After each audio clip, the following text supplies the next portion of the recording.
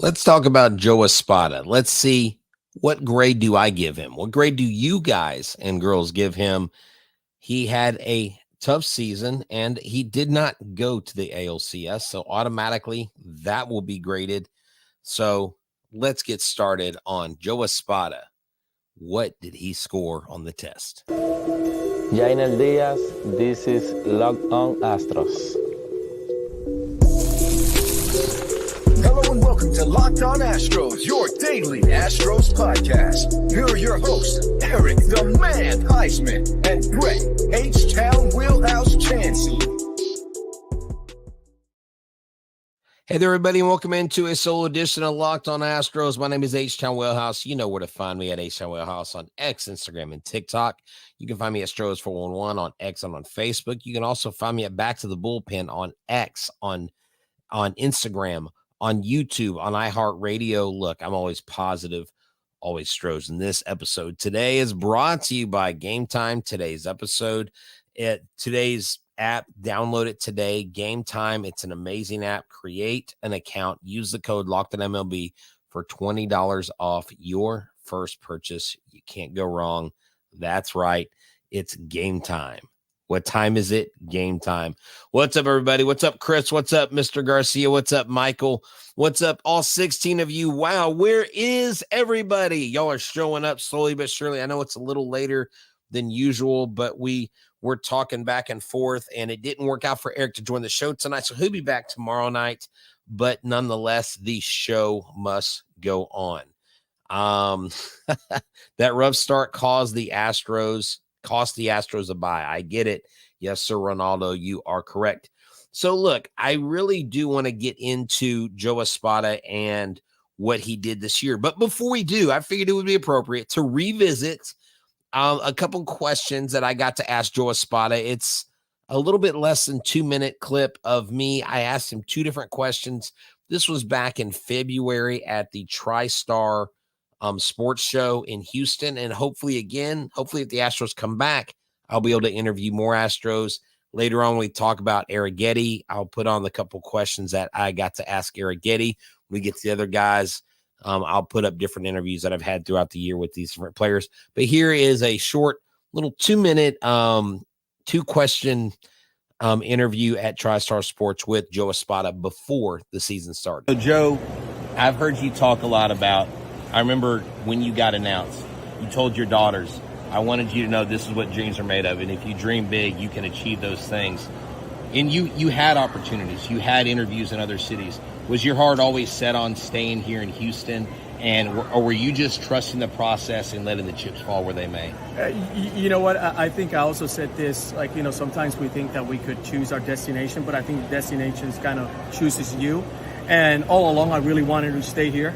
But, we've been fortunate enough to have two really good managers, AJ and Dusty. And by Dusty, choosing to retire kind of opened the door for me to continue to make this my home. So I'm just happy that it worked out, and I'm happy that I could call Houston my home. And how big, like this year, massive year, big expectations, but you have a connection with the club, which I think gives you an advantage.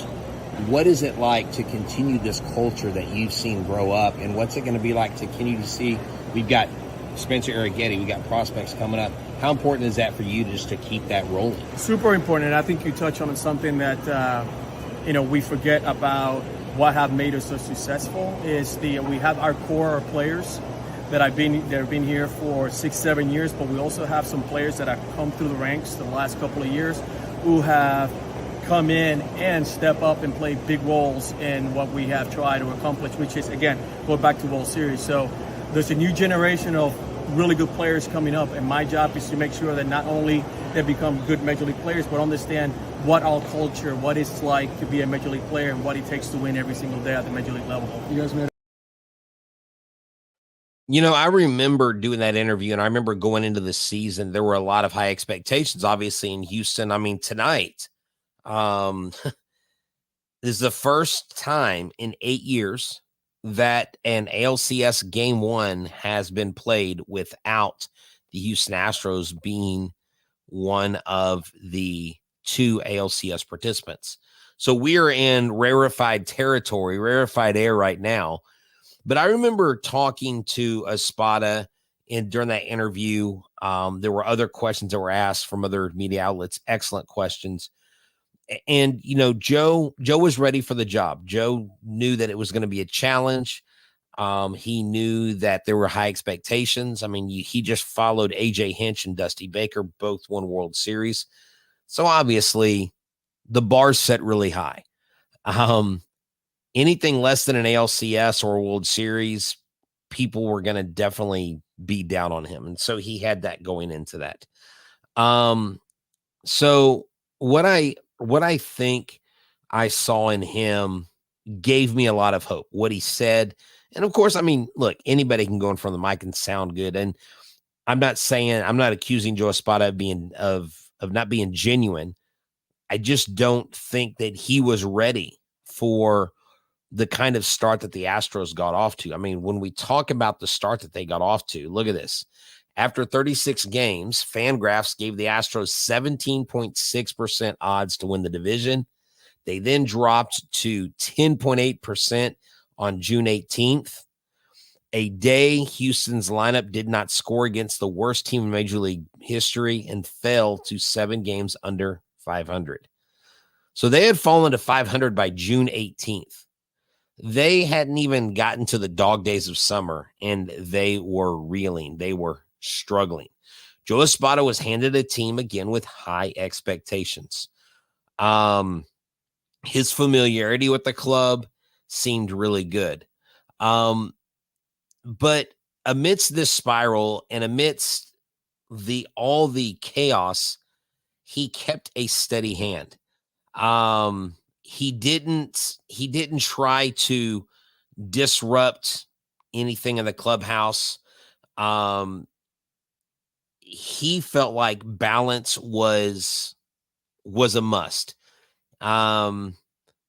But striking rich and going for gold and getting to the World Series was quite a lot to ask for Joe Espada. Now, I'm not making excuses for him. And I know everybody said, well, he kept saying he wanted to win the division and you should want to win a World Series. Okay. Well, yes. But when the Astros were in the situation they were in, you don't say World Series when it's less than 20% chance that you're being told and then 10% chance you're going to even make the playoffs. I mean, what are you supposed to do? You've got to have obtainable goals.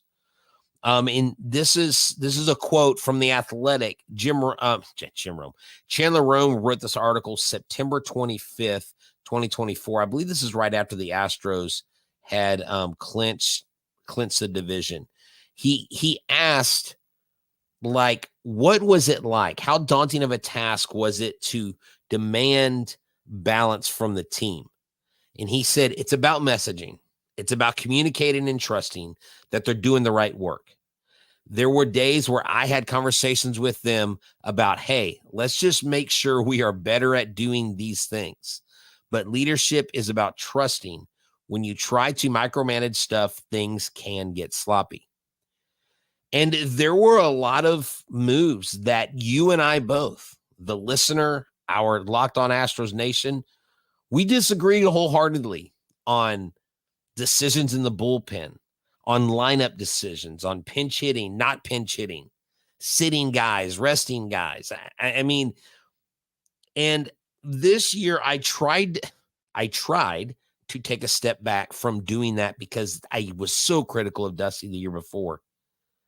And as a word of advice, I would say next baseball season, let's try to less micromanage our team between the ears and keep our sanity, because now we know what it feels like right now. I mean, literally, this is not common territory for us. As Astros Nation, as Astros fans, we have enjoyed a plethora of success. We have enjoyed the undaunting task of our teams in the ALCS every year. I mean, we literally had 7 opportunities to go to 7 World Series, went to 4, won 2. I don't care if people call it a dynasty or not. It doesn't matter. No other team in the modern era of baseball has gone to more ALCS than us and the Braves, and championship series because they're National League. But I want to talk about a little bit more about the rough start and some things that I think might have caused some issues with Joe Espada's mindset early on, but how that didn't sink the ship ultimately, because we saw how this team came roaring back to make the playoffs and get an improbable division title, even though it's not what everybody wanted. But we'll talk about that next. This episode is brought to you by Game Time. Game Time is an easy downloadable app that you can get to. It's free, and they have a new feature called Game Time Picks. It makes getting tickets to your favorite live event even easier. It filters out the fluff and shows you only incredible deals on great seats, so you don't have to worry about wasting your time going through thousands of tickets. You get a super deal every single time. I use it. You can literally walk up to the stadium. You don't have to plan, or the venue or the theater, wherever you're going, and buy your tickets there. The lowest price guaranteed, event cancellation protection, and job loss protection. Now, they also want you to know that if you find tickets at a lower price in the same section in the same row than what you got on Game Time, they'll credit you 110% the difference. That's right. Why? Because they want more money in your pockets to go to more events. So download the Game Time app today, create the account, and use the promo code LOCKEDONMLB to get $20 off your purchase. Download Game Time today. What time is it? Game time. That's right. This episode is brought to you by Game Time. It's also want you to tell you, after you make us your first listen, make Locked On MLB your second listen. Go check out Paul Francis Sullivan. Please call him Sully, as he breaks down all of the news around the league. I don't know if y'all saw, but the Dodgers and Mets are now even, one game apiece, where former Astros Ryan Stanek and Phil Matan are enjoying a tie going back to New York. So look, here at the Hooked on Astros, you always love seeing when the Yankees or the Dodgers lose. And the Yankees, as far as I know, are in command of the game. The Guardians aren't showing much fight right now. They tried to come back. They scored a couple runs, but we will move forward. Now, if y'all remember back to a part of the season where Jose Altuve was clearly frustrated. He was clearly upset when he basically unleashed all these expletives in between innings. And he's normally a guy that's mild-mannered, that's real even keel.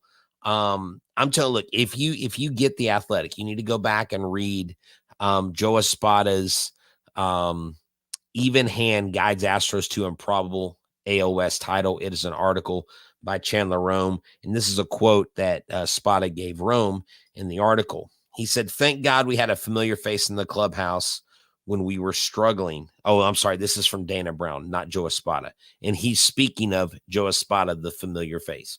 Maybe a new or fresh manager might have gotten frustrated with these guys, but Joe, being a new manager, he had some familiarity with the group. He kept things together. He stayed positive, even when it was tough for me to stay positive. Now, I want to keep that up there because that's coming from the GM. And look, Mr. Twang, I agree with you. There are a lot of things that we can criticize Joe Espada about. If you're listening to us and you haven't joined us live for a show, please step over to YouTube. Help us we want to get to 13,000. Then I want to get to 15,000. Why? Because that means the more subscribers we have, the more listening audience we have. And I'm super excited. But let me get back on track here. There were moves that he made that a lot of us didn't like, or a lot of us didn't agree with. But pay attention to this quote right here, because when we were talking about, trust me, everybody was like, fire Joe Espada. I was never in the fire Joe Espada camp. And of course, after they lost, fire Joe Espada. He got swept by the Tigers. Well, golly, give the guy. I mean, can you imagine if we had that short of a rope at our job and we had that lack of forgiveness and leeway? I'm just saying, going to an 8th straight ALCS was going to be tough by any manager. I don't know if Dusty Baker would have been able to do it. If I'm being completely honest, the way this season went. But right here, I want to speak this again because you can see it on the screen. But if you're listening, I want you to listen to these words. Maybe Joe Espada can become part of the Stros 4-1 family. But Joe, being a new manager, he had some familiarity with the group. He kept things together. He stayed positive, even when it was tough for me, Dana Brown, to stay positive. That is a huge endorsement from the general manager. So if you're in the fire Joe Espada camp, I'm sorry, you're going to be disappointed. He's not getting fired. Hold on, Mr. Twang. I'll address that in a second. Actually, no, I don't watch his videos. I've watched a few of them, but tell me how that ties into what we're talking about, and we'll go from there. But Joe Espada did have a lot of questionable things go on. The Astros, look, I'm going to bring this up. One of the first comments, Michael talks about runners in scoring position. They couldn't score. They couldn't drive in runs. Critical at-bats were lost. Swinging at first pitches. And those are all things you can criticize, I think, the team for. I don't know that that is a Joe Espada. I don't think that's Joe Espada territory. Execution is the player's territory. And I should have played it because I have an interview with Alex Bregman from 2 seasons ago where he is talking to the media, and it was, I believe, after the World Series win, and he was I believe it was after, and he talked about execution over and over and over. Execution is the key. We have to execute. I mean, a coach can coach.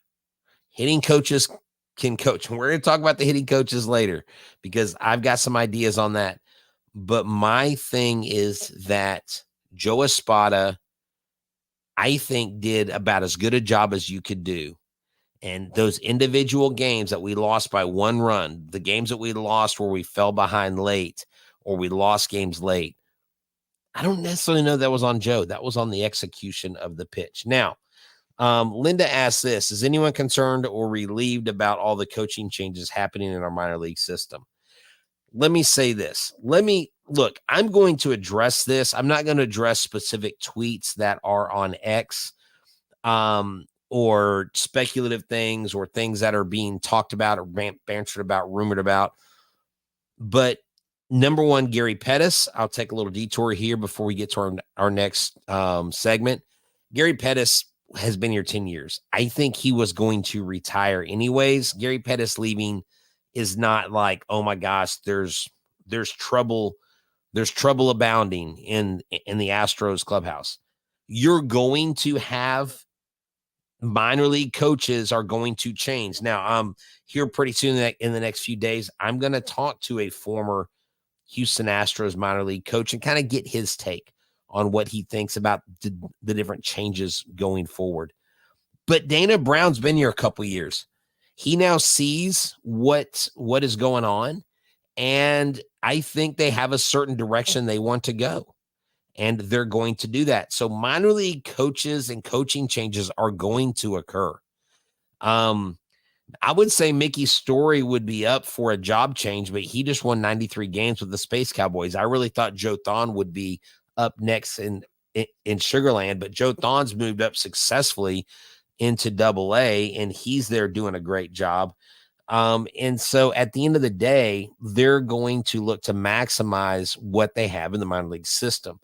I wouldn't read so much into it. I don't think it's chaos. Yes, someone leaving a team can say that, they were disgruntled or they didn't like how they were moving players, and that's fine. You're not always going to agree with everything that goes on in the organization. But I don't think the Astros are falling apart. I think what's happening is psychologically people are taking the news of minor league coaches leaving or not being signed back and Pettis leaving and attaching that to losing in the division series. And I think those are 2 separate issues. I honestly do not think that those are together. They're not married to each other, if that makes sense. But it is just one of those things where people are naturally connecting those dots. Well, Joe Espada is new and Gary Pettis is gone and we lost in the ALDS and we didn't have runners.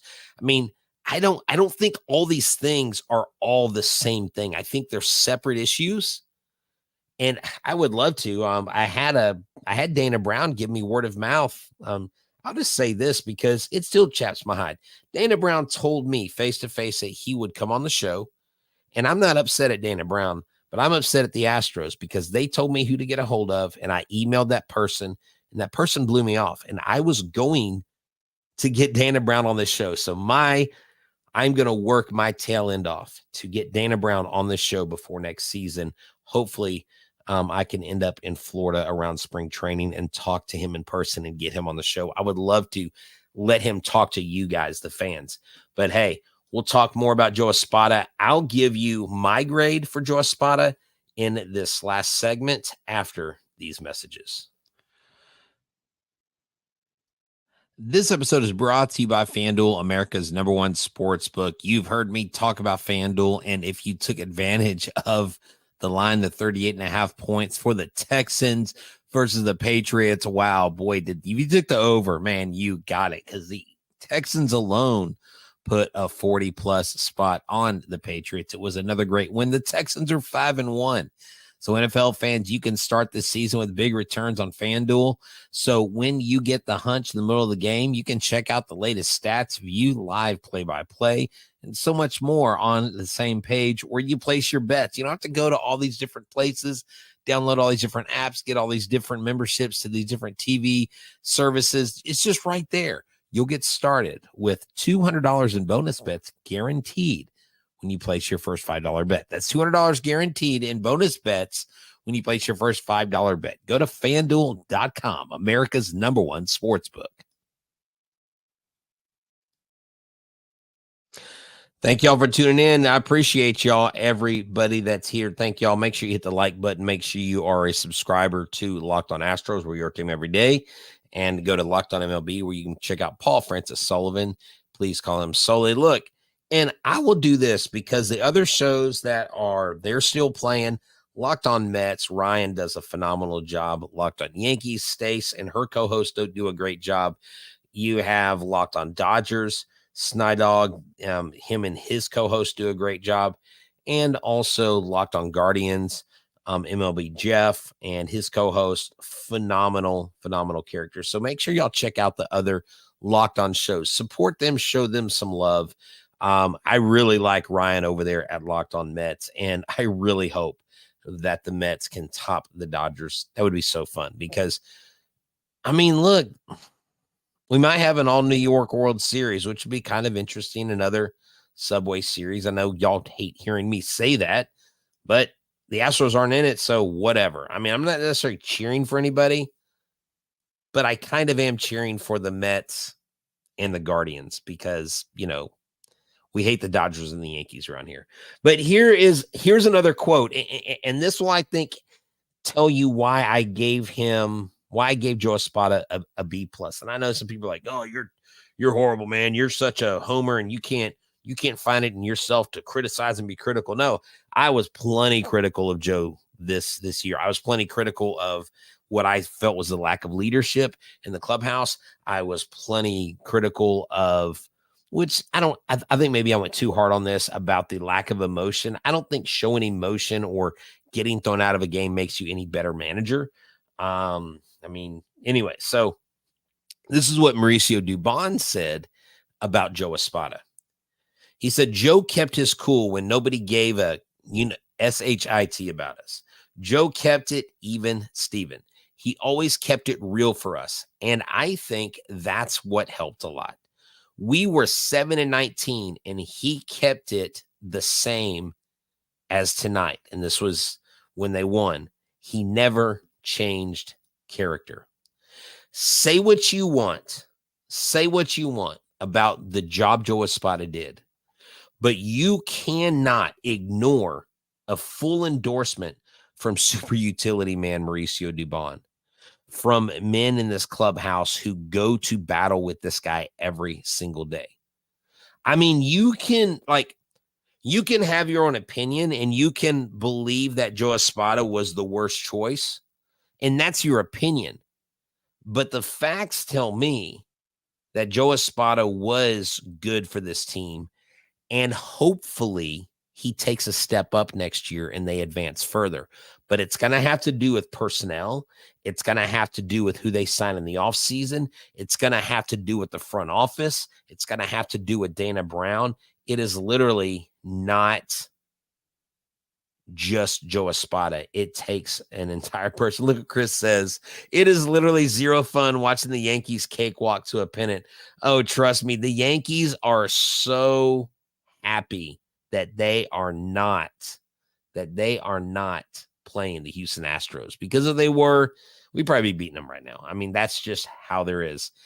There was a time when whenever Yordan Alvarez told him, hey, breathe, we got this. Hunter Brown had said that Espada spoke to us earlier about believing in one another and leaning on each other. And I think this team did exactly that. I mean, look at this, guys, 10 games back, 12 games under 500. I mean, that's what the Astros do. They win. I give Joe Espada a B+, and I'll put it up here. I do not care. H-Town, I'm typing it right now, Wheelhouse, Espada grade. I'm going to give him a B+. And you know what? I don't care if people slaughter me online, because this is my opinion. And you can have your opinion. And if you think he got an F, that's fine. But when I hear endorsements from players, and yeah, okay, players are going to sugarcoat stuff. But I don't think that these guys would have. I think if Joe Espada was wrong for the job, he would have lost the clubhouse. Now, there were rumors of that, but I don't know that they're substantiated. So that is bottom line. Sword needs to be, you mean, I don't know who you're talking about. You mean Espada? B+ sounds reasonably fair. Well, hey, I appreciate it. We gave Joe the same grade. There you go. See, great minds think alike. Now, I would have loved to give him an A+.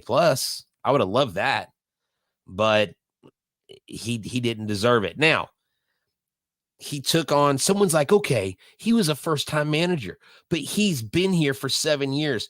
How could he not have done better? I mean, he went through all kinds of crap, not just injuries, but the team not executing, the team not performing.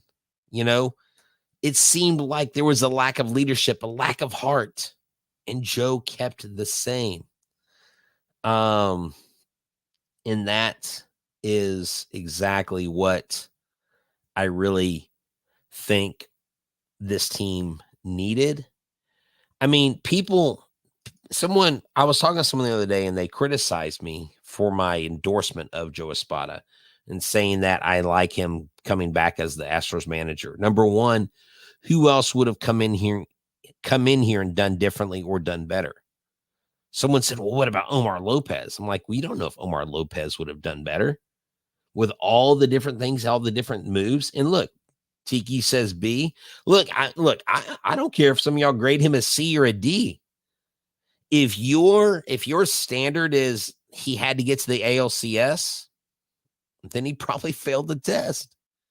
But if yours is an objectionable look, because y'all remember me, what was I saying? Man, for the first time in years, I didn't think this team was going to make it. I genuinely had doubt deep down inside that the Astros are just not going to make the playoffs. And they made it. No, God, no, not Brad Ausmus. Brad Ausmus, 100% would never hire that guy, especially after what he said being in the other uniform of the Angels. So forget that guy. Miss me with Brad Ausmus. Miss me with Biggio. Miss me with Bagwell. Those guys are not manager material. You know who's manager material? Martin Maldonado. The guy who made me the president of the Astros cult. That's right. Look at that. Tiki said he never doubted. Now, when I say I doubted, I'm telling you right now, I don't know that I openly said that, but I was really worried. I really was worried because I didn't know if they were going to get out of what they were in. And it wasn't that I trusted the Mariners to do their job. I just didn't think the Astros could finish it. And do you know the difference? See, the difference wasn't Joe Espada in the end. Joe Espada was the catalyst to keep the ship steady. But what sent the ship over the edge was Yusei Kikuchi. Yusei Kikuchi is someone that we absolutely have to re-sign this guy. Without him, the Houston Astros do not make the playoffs. The Houston Astros do not win the division. And quite simply, the Houston Astros would have been dead to rights if Yusei Kikuchi was not on this pitching staff. So, hey, that's all I got. Thank y'all for tuning in. My grade, I gave it to you, a B+, Joe Espada. Looking forward to 2025. Whatever's going on today in baseball, let's just get to the winter meetings. Let's sign some players. Let's bring back Bregman. Let's break the bank, Jim. I mean, you're going to have the big entertainment facility outside of the stadium. You're selling drinks for $35 a pop. Sign them all, man. Sign them all. But don't raise the ticket prices. All right? So, hey, that's all for me tonight. Thank y'all so much for tuning in. I'm Htown Wheelhouse. This is another edition of Locked on Astros. We'll be back tomorrow. Y'all have a good one. And as always, go Stros.